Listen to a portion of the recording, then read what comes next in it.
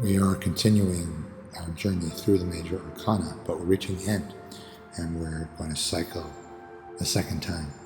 So at the call we have judgment, at the trial we have the world, at the return we have the magician, and in the Bardo we have the fool.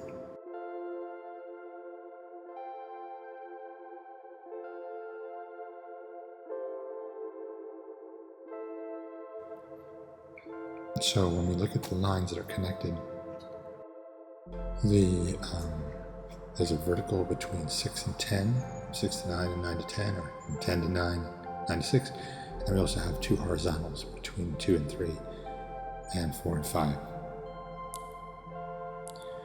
So I asked why I'm going through all these, because I know very well that some people pursue arcane matters to impress other people, or to find their self-worth, or to avoid the boring, mundane aspects of life, or to create meaning, or to build faith. And I asked, why am I doing this? And I got hexagram 20, which is contemplation and looking up.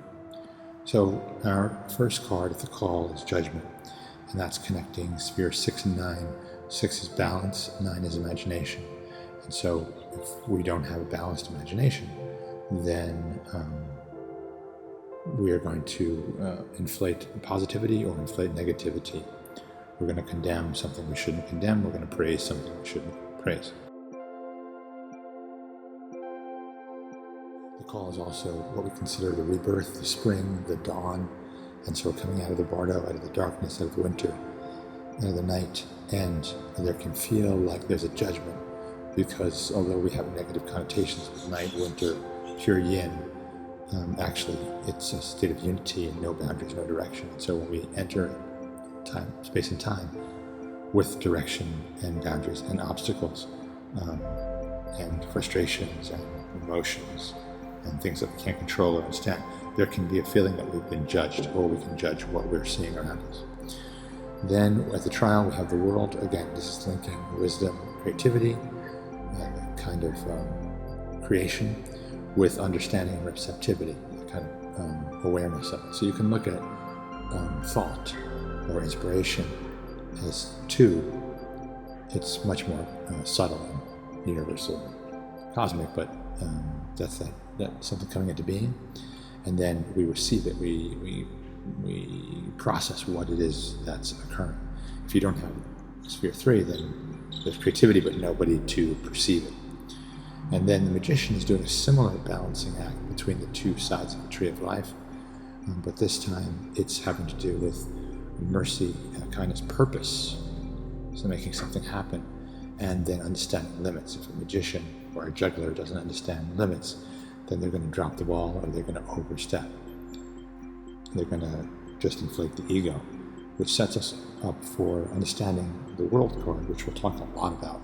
But in short, there are two rods in her hand, and one has to do with revealing truth, and the other has to do with pursuing the excitement of new discovery, or the desire for the excitement of new discovery, but then hiding actual truth, because we're looking more for a feeling of stimulation and not actually true understanding.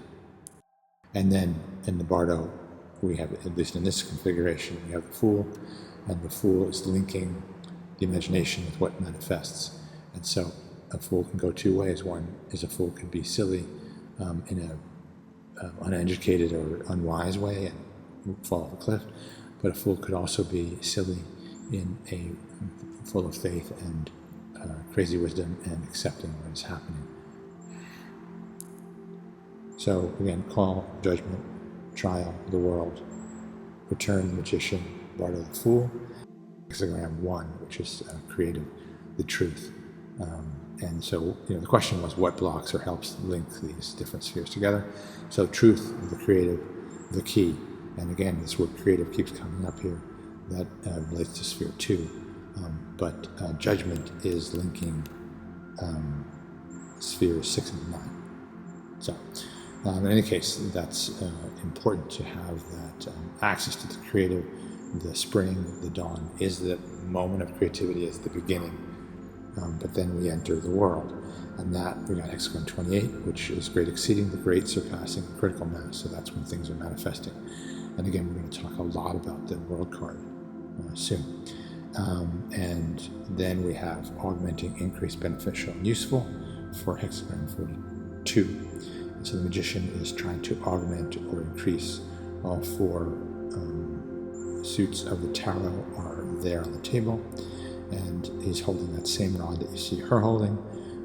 The message often connoted by the hands is as above, so below, and the Aleph symbol in the Hebrew language, and the first letter, and he's the first number, and his hands are forming that shape. And the infinite, even if it doesn't seem useful to judge ourselves or judge others, and it's ideal that we are more open-minded and don't do that, there is perhaps benefit in that, because then we can find our humility with the regret of being excessive in our judgments of others. And then 27, quite appropriate for the Bardo, for the night, for the winter, for death.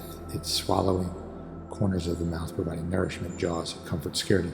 We're actually being chewed up by the divine, by a place where there's no boundaries and direction. And obviously, like any animal who's about to be swallowed, there can be a lot of fear going into that darkness and being chewed up.